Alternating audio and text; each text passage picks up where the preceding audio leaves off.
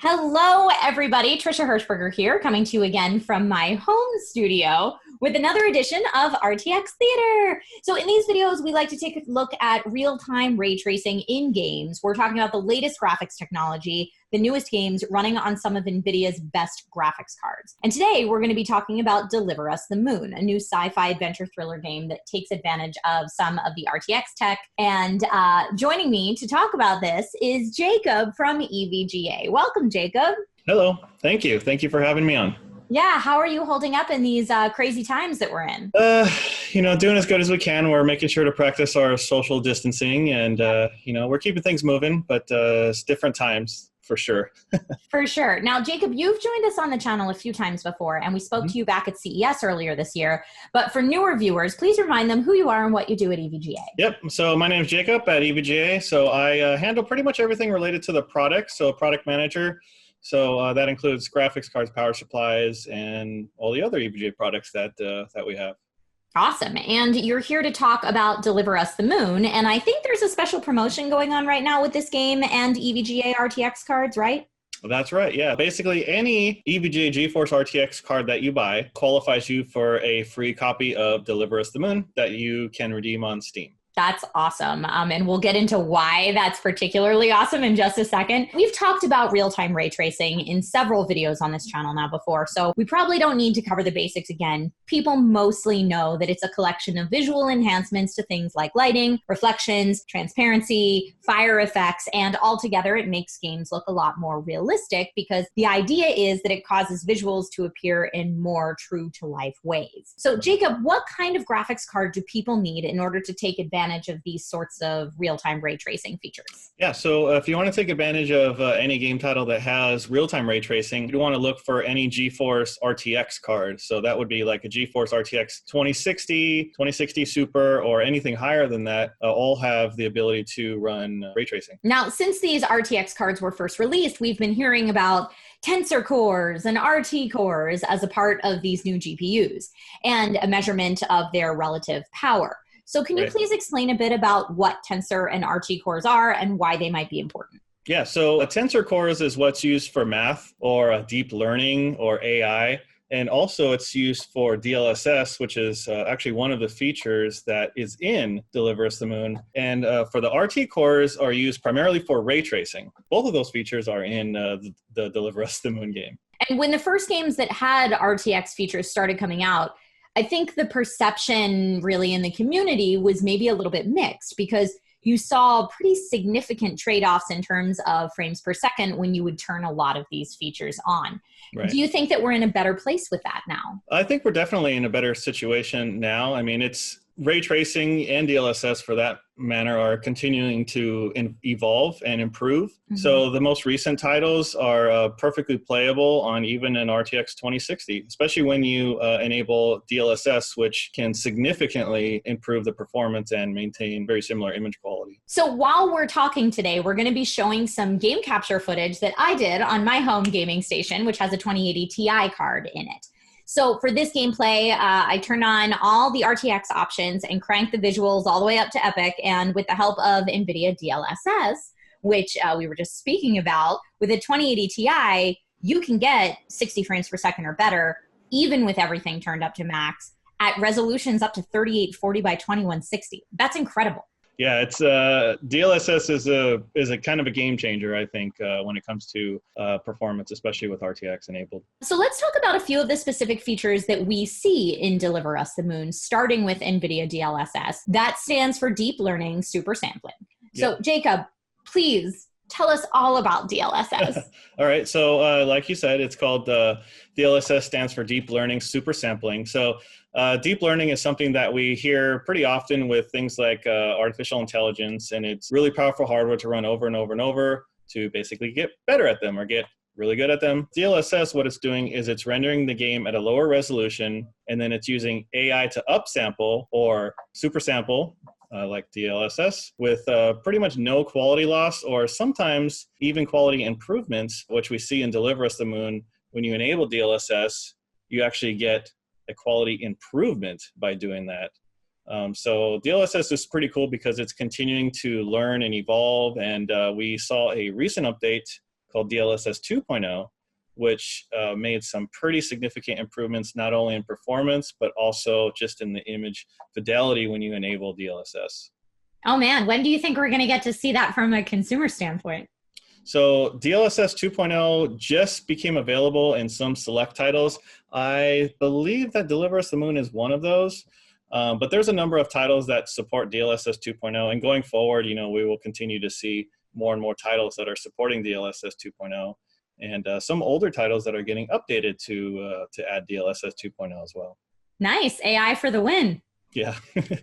So on this subject, NVIDIA actually has some charts and benchmarks for Deliver Us the Moon, letting people know what they can expect from the game and the kind of frames per second boost that they'll get with DLSS turned on. So we'll go ahead and put those up on the screen now while we're chatting. Let's get into some of the specific real-time ray tracing features that we see in Deliver Us the Moon, starting with opaque reflections. Jacob, what can you tell us about opaque reflections in Deliver Us the Moon? So opaque reflections means basically anything that's being, reflected off a wall or a floor or a coffee cup. I mean, if you look around an environment, there's a lot of reflections that are not just a mirror or a window. There are things that, are reflecting light off of different surfaces. Some of them the side of my shiny. PC case right now, I can see myself in, But even so far as, your wall, that there's light being reflected off your walls, it doesn't even have to be specifically shiny. So with Deliver Us the Moon, it's able to basically replicate what we see in the real world with the way that lighting works on different objects and how it reflects off different objects and bounces off objects, and it really delivers to bring the game even more immersive. Yeah, so the opaque reflections that we see in Deliver Us the Moon are stuff you'll see on like smooth metal surfaces, mirrors, stuff like that when you have RTX on, and so that's opaque reflections. But this game also has some more complicated reflections, namely transparent reflections that are real-time ray traced. So where would people find these in Deliver Us the Moon? The most obvious place that you would see a transparent reflection would be something like a window, which is not only is it reflective, but you can also see through the window. So, a lot of things that we look at in our life, we don't really realize that there's a reflection there. Like in this room here, there's a window over there, and I can see a reflection off that window. But it's very rarely emulated in games up until now. In Deliver Us the Moon, we can see when we look out a window, not only are we seeing reflections from ourselves and from the environment, we can also see through that window to see the outside world, which is pretty incredible. And it's very stunning in that game, I must say. But last but not least, let's go ahead and talk about shadows. So people who've been playing games for a decade or more can probably remember how primitive shadows used to be in games, if they even existed at all. These days in AAA games, at least, shadows are a lot more advanced and detailed. What do ray traced shadows add to that? Yeah, so kind of like what you said, shadows have been pretty basic and primitive for a long time, and there's been a lot of tricks that developers have tried to do to overcome some of that. But kind of like reflections, shadows are pretty much everywhere, and they vary a lot depending on the lighting and the object. Some have a hard edge, some have a soft edge, and also the proximity to the light makes the shadow differ as well. So with ray traced shadows, instead of a developer trying to code all these algorithms to try to overcome that, it's basically able to emulate a real life shadow depending on the light location, the light intensity, the object, and what that really does is just deliver a more believable scene and more close to real life. It's absolutely stunning in this game. People can see it for themselves in the game capture that we've been showing and the features from NVIDIA that we're showing as you and I are talking. But it really does add so much to the experience. Like I noticed it in Deliver Us the Moon, even reflecting off of the helmet and off of the reflective plate on the back plate as you're running through the scenes. And that's all being ray traced in real time as I'm moving around. It's really cool. Yeah, and there's a lot of really subtle, they sound like they're subtle things, but when you add them in a game, it really adds to the overall immersion of it, and just looking around the environment, it's just impressive to see all these, small things that add together to make it a lot more believable. I've even heard people say that Deliver Us the Moon is going to be their new go-to RTX demo over Control, which I'm like, them's fighting words. But that's what people are saying online. Like, that's how gorgeous this game looks and how well it shows off a lot of these features that we've been talking about.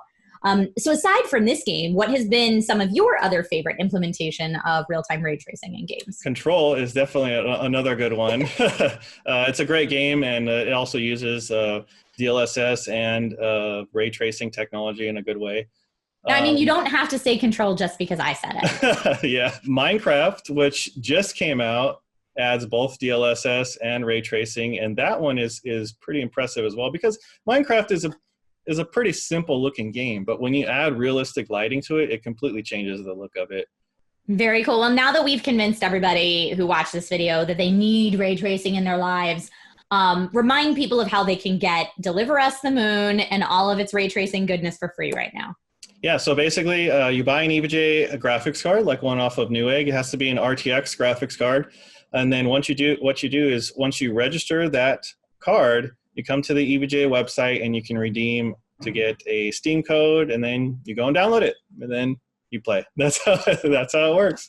Perfect. Okay, well, Jacob, thank you so much for joining me today. This was awesome. Thank you for having me. Yeah. Guys, remember to check out the links in the description below to shop for EVGA RTX cards and to read more about the real-time ray tracing features in Deliver Us the Moon. Thanks so much for watching.